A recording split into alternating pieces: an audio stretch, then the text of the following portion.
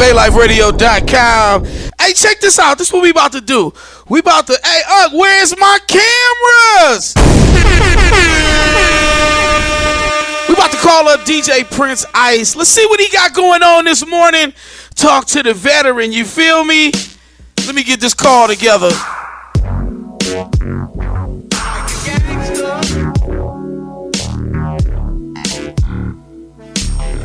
Oh, yeah. Shouts out for Battle Cat for the background music.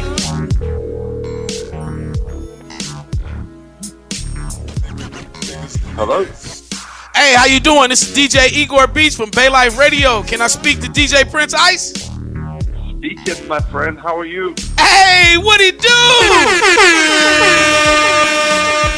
It's fire. What's going on, Igor Beach? Oh, man, just chilling, man. Jeff told me I was calling the legendary Prince Ice, and I was like, I don't want to wait for calling him. He calling, I'm going to call him, okay? Get at me, dog. Man, I'm honored to have you on our radio show, man.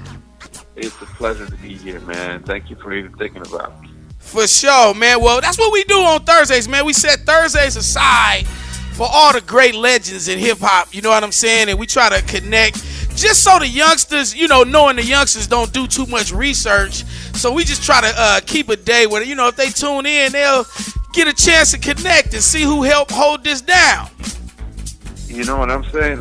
History is for hip-hop, you know, especially with the Wake Up Show and the way we ran things. We try to put it down. That's why it's called the Wake Up Show, because we try to wake up the youngsters back then about the hip-hop. So right. I can see what the job is so difficult now. For sure. So before I get too far ahead, Prince Ice, could you just tell the Bay Life Radio world a little bit about who DJ Prince Ice is and how you held it down with King Tech and Sway in the hip-hop? Absolutely can.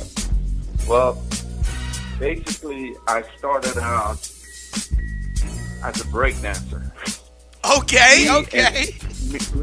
Me and Tech. So when you say hip hop, you know, we were part of all the aspects of hip hop, which was, you know, from we had hands in graffiti, we had our hands in breakdancing, we had our hands in setting up music for our sets, which was DJing.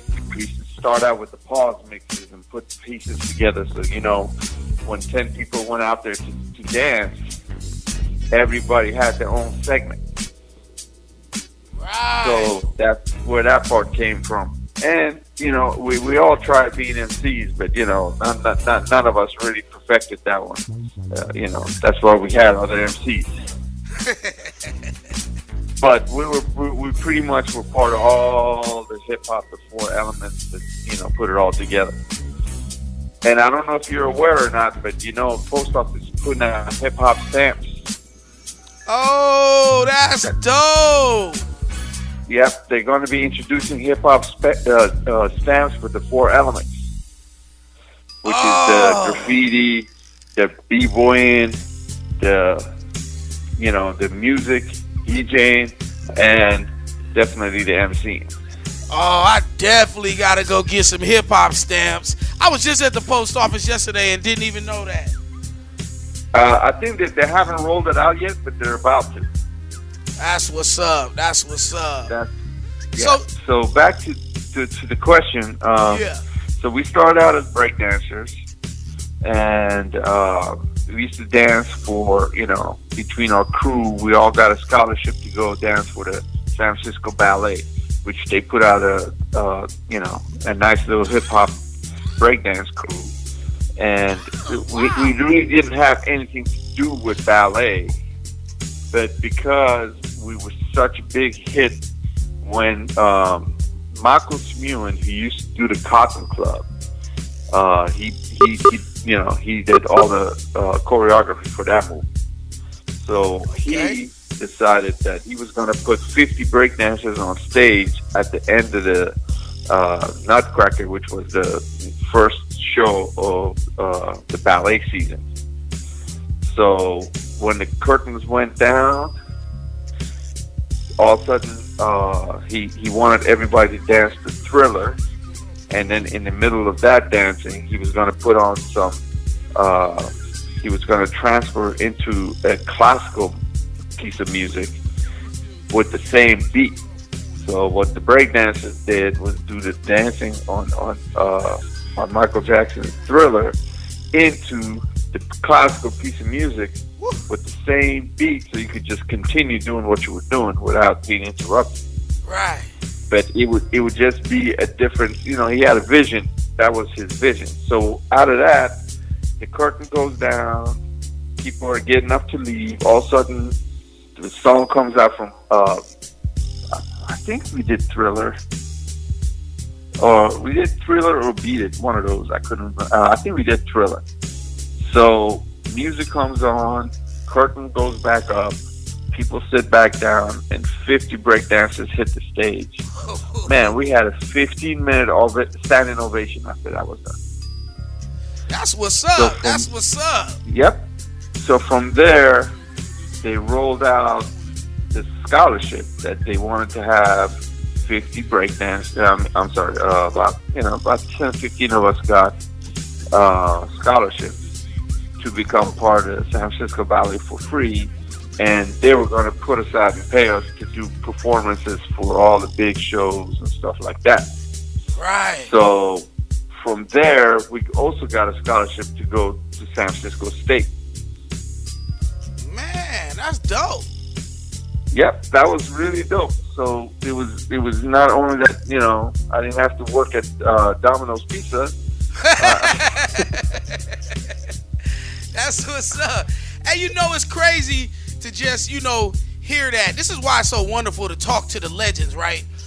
Because from introducing breakdancing to ballet all the way up to now, hip-hop is in almost every dance commercial.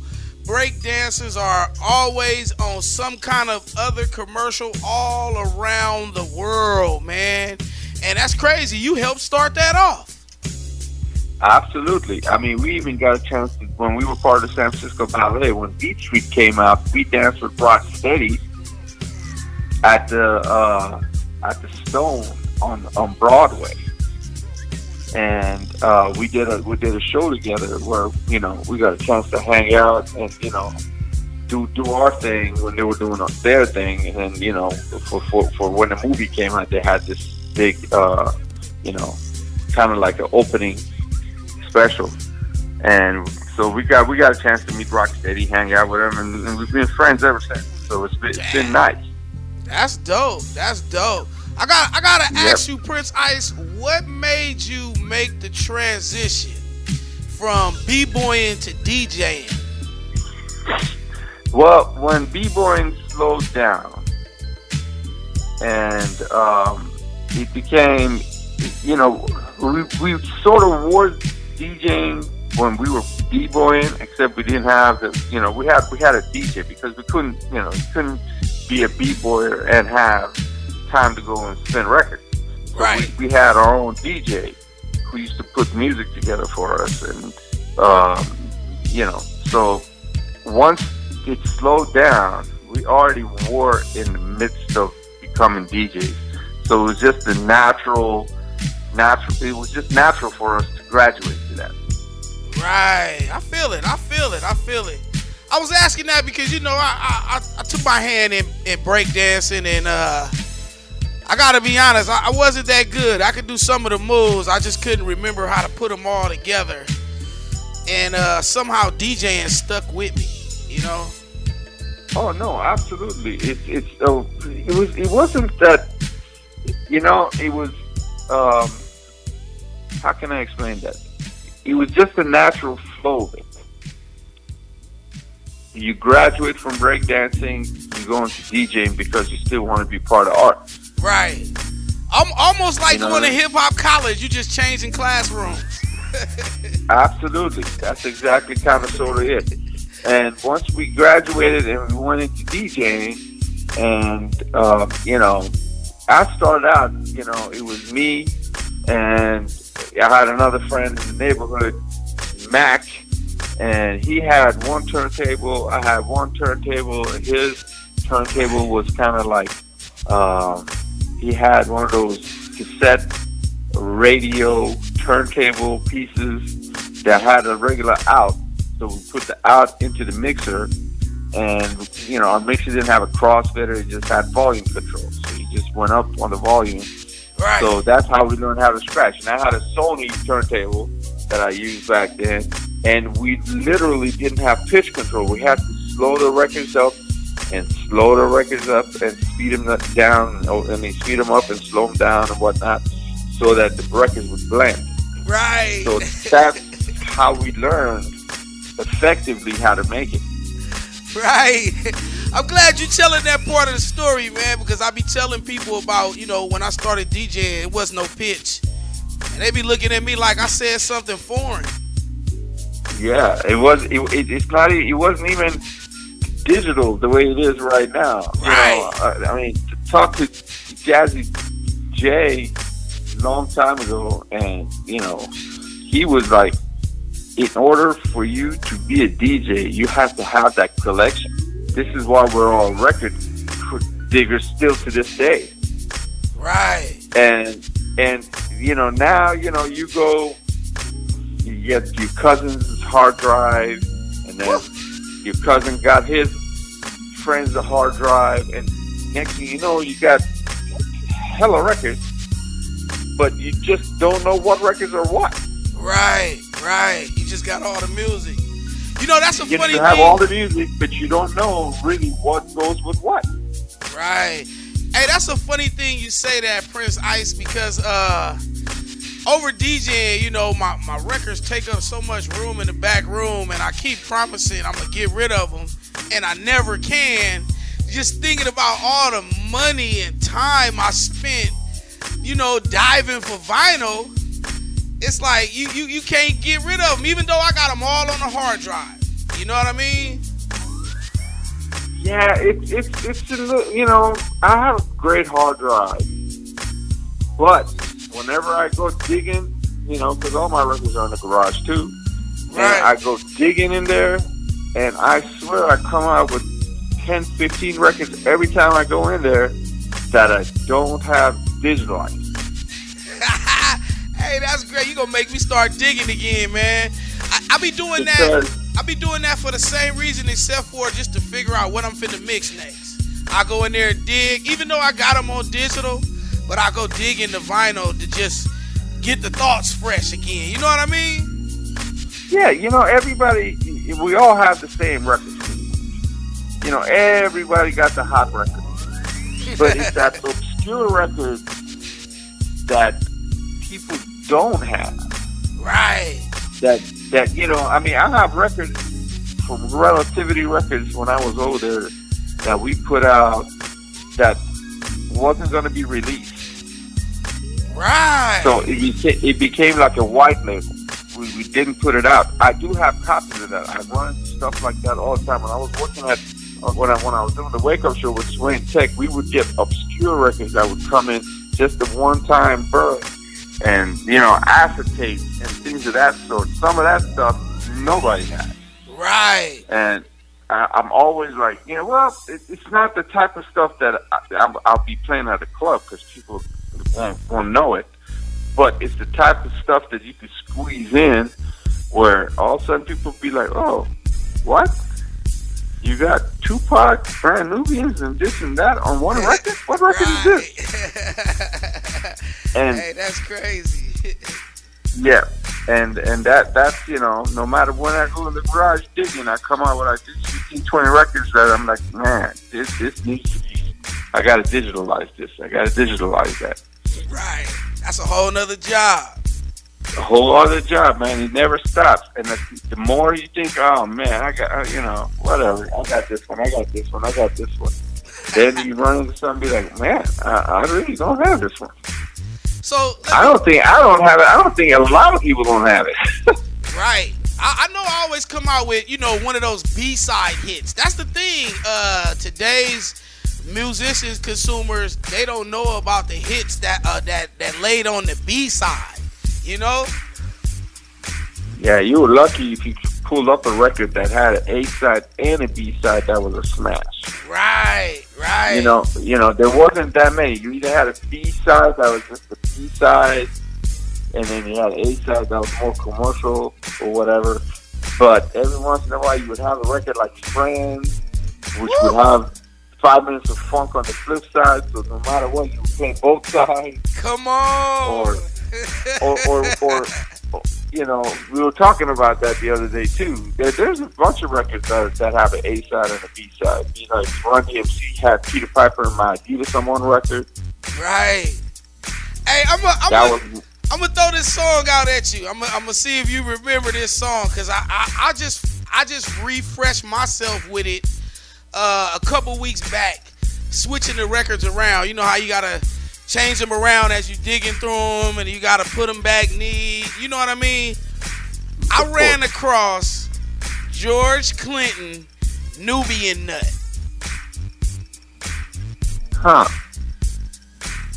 You remember that song?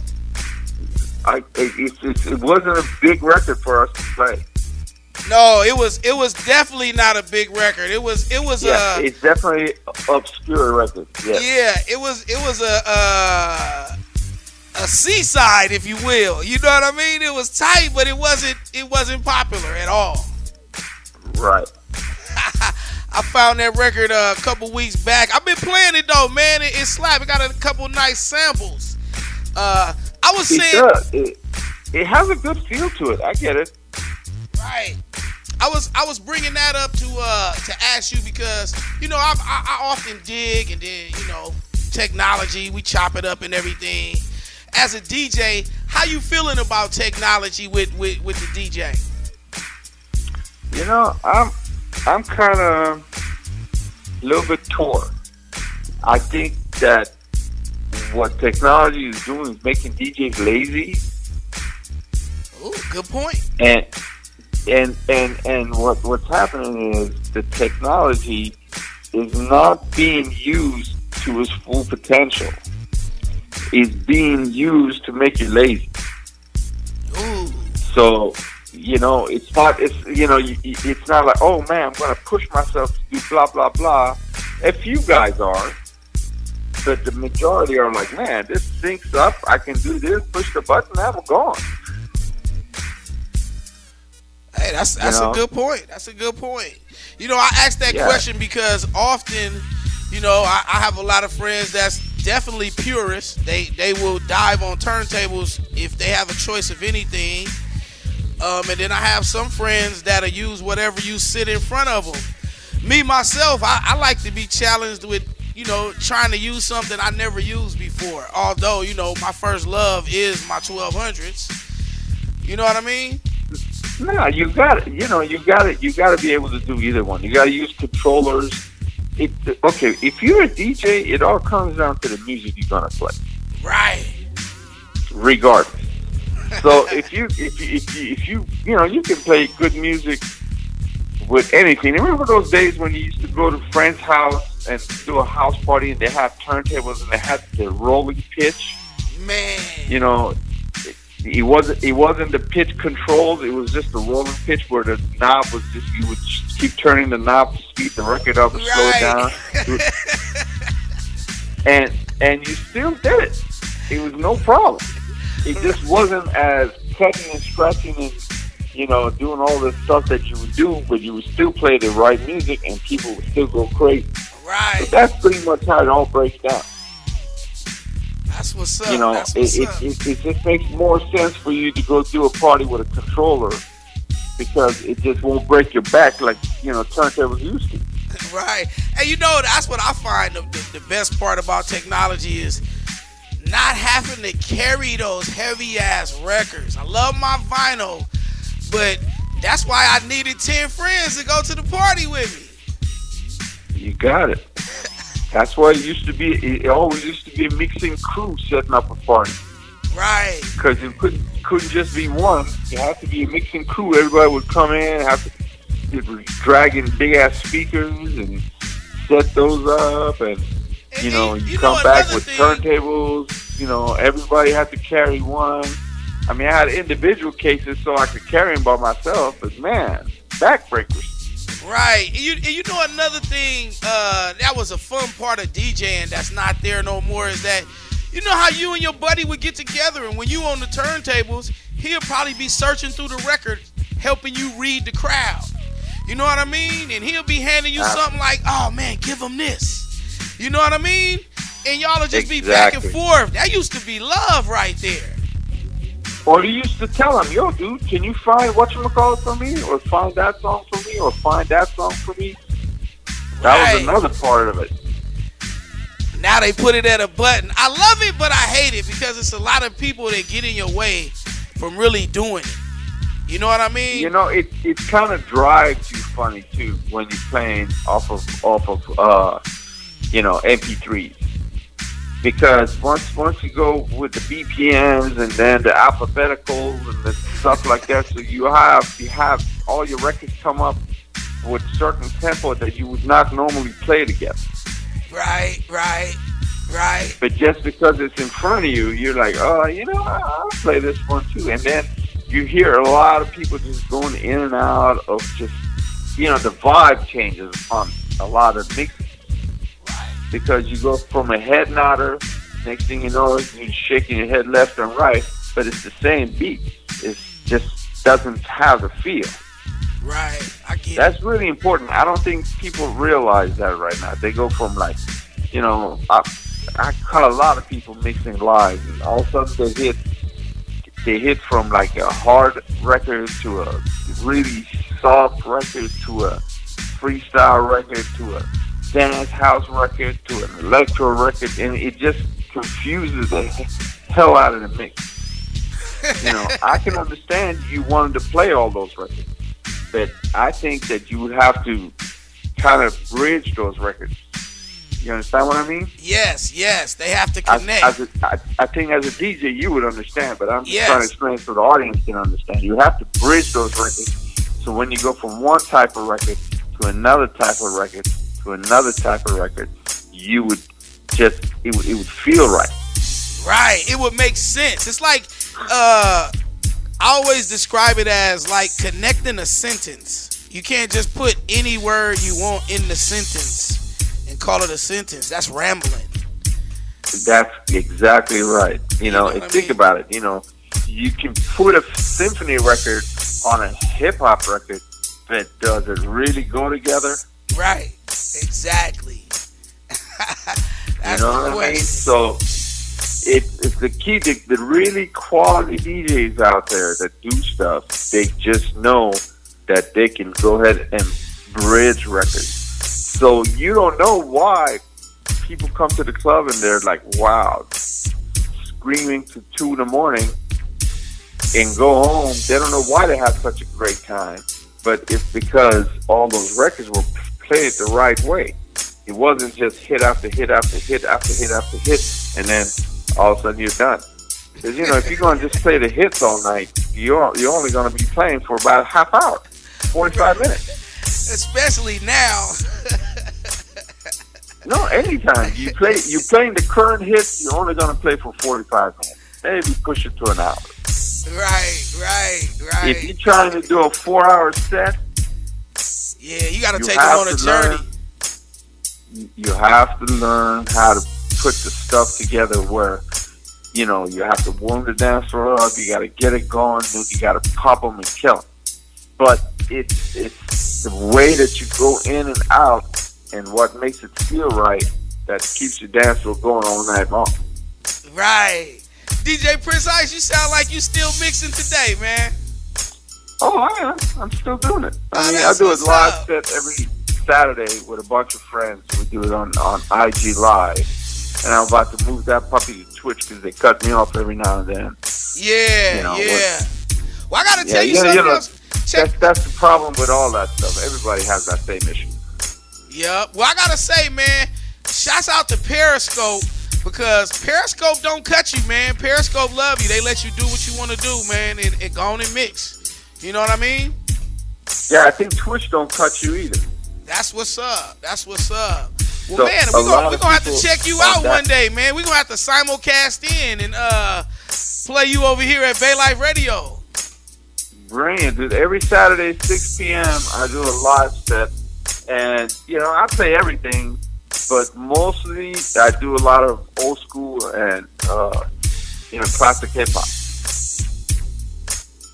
and rap.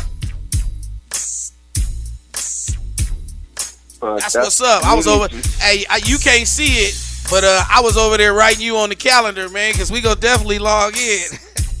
Yeah, absolutely. You know, it'll be Saturday, 6 p.m. every Saturday. We do it as part of the show with all my boys up from the Bay. They all get together, and we do it from 1 o'clock to 11. For sure. And what's your IG? IG is DJ Prince Ice _LA. Okay, that's what's up. We definitely gonna link in with you. Prince Ice, before we get out of here, is anybody out there you want to give shouts out to or say what's up to? Yo, shouts out to my man Jeff Quan. Want to shout out to my man Big Mac. Shout out to, you know, all my whole crew, my whole Wake Up Show crew, Sway, Tech, and all my folks out there, Mo Ali. They all be rocking it, dude.